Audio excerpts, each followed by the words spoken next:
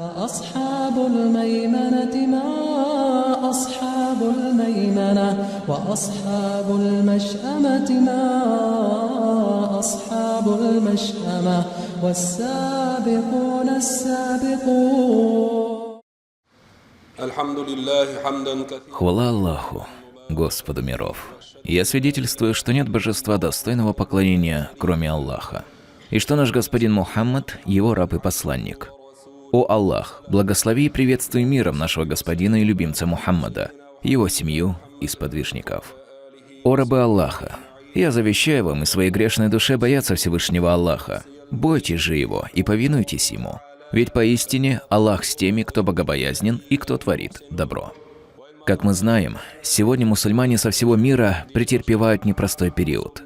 Наши братья по вере из Палестины сражаются с притеснителями за третью святыню мусульман.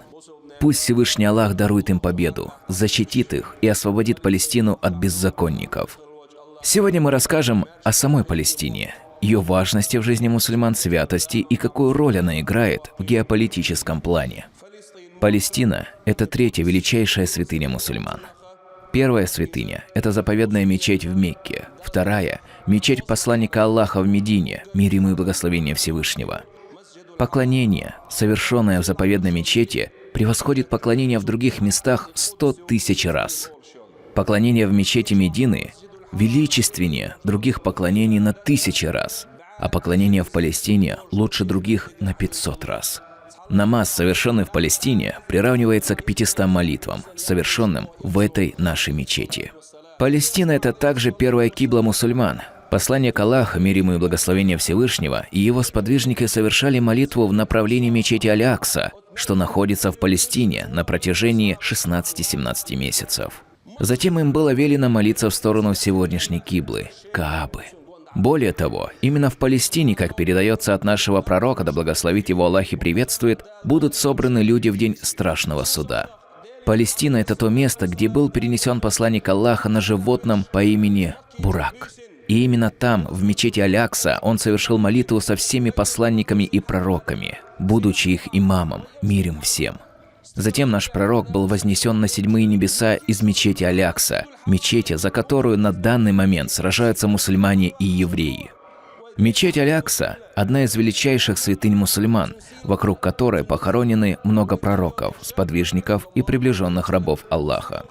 Более того, Аль-Акса – это историческая земля мусульман, несмотря на припирания евреев и их беспочвенные заявления о том, что их это право.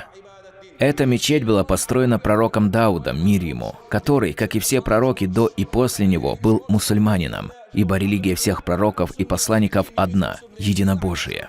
Разница между ними заключалась лишь в вопросах законодательства и постановлений, с которыми пророки были отправлены к народам в соответствии с их укладом жизни. Последним пророком был Мухаммад, да благословит его Аллах и приветствует, печать всех пророков, посредством которого были отменены все предыдущие законы и постановления. До рождения пророка Исы, мир ему, за 6000 лет арабы, называемые Кананами, прибыли в Палестину и забрали ее в свои руки. Оттуда и пошло это имя – Палестина, которое в арабском языке звучит как Филастиин. А евреи поселились в этой местности после пророка Ибрагима, мир ему, спустя 600 лет. Историки отмечают, что евреи прибыли на эти земли после мусульман только после 4500 лет. Поэтому Палестина – это исключительное право мусульман, это их земля и их родина. Многие знают турецкий фильм «Право на престол», который снят с упором на исторические факты и в котором показана роль султана Абдулхамида. Как отмечали ученые того времени, Абдулхамид являлся одним из приближенных рабов Аллаха. Этот султан был наделен крепкой верой и стойкостью, благодаря чему он не позволил сионистам образовать свое государство в Палестине. В то время против мусульман активно действовали и Британия, страна, которая на протяжении всей своей истории воевала с исламом и его последователями. Когда Британия поняла, что ей не в силах тягаться с мусульманами в честном бою, она решила внести раскол в ряды мусульман и посеять между ними внутренний хаос. Удалось ей это путем того, что она внедрила в мусульманские страны ваххабистскую идеологию.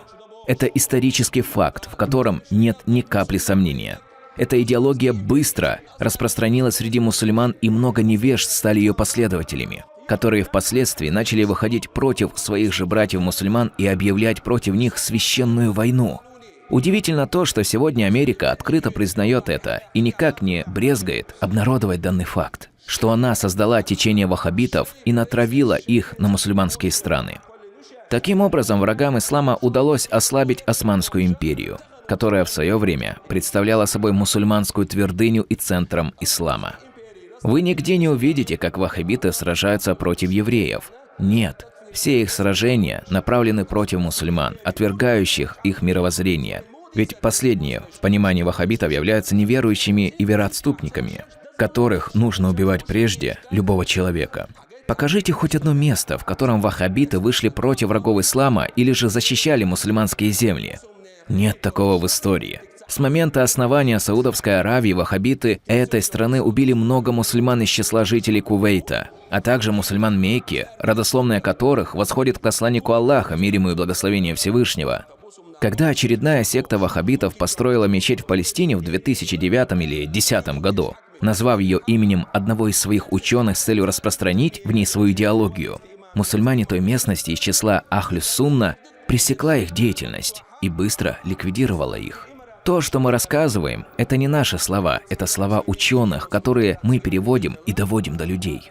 Как сообщил посланник Аллаха, мир ему и благословение Всевышнего, верующий, которому безразлична судьба своего брата, не относится к пути пророка, мир ему и благословение Всевышнего. Палестина – это третья святыня мусульман, подобно Мекке и Медине, и наша обязанность по отношению к ней и ее жителям – это постоянная мольба за них и моральная поддержка.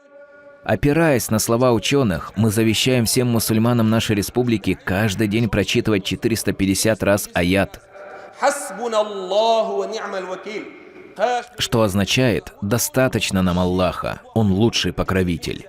Ученые пишут, что данный аят – это меч верующих, которыми они сражают своих врагов. Также желательно 100 раз произнести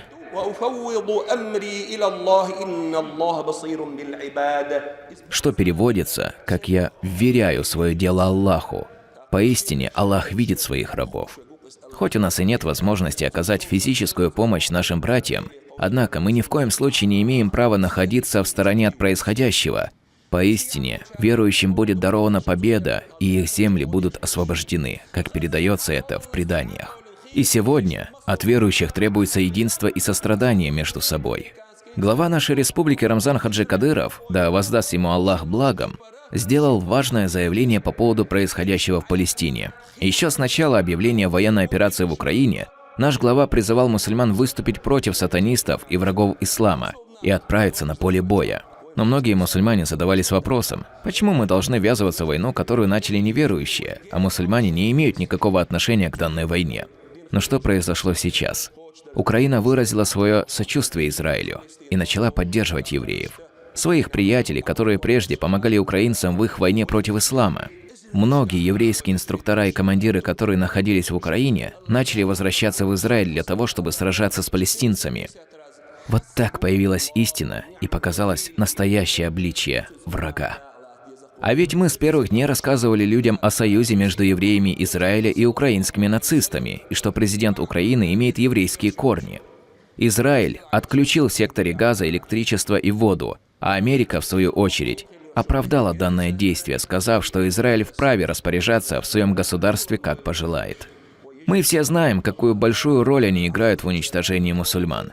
Поэтому мы должны быть чуткими и дальнозоркими. Мы побуждаем всех верующих выполнить упомянутое нами завещание и просим Аллаха за наших братьев в Палестине и Украине.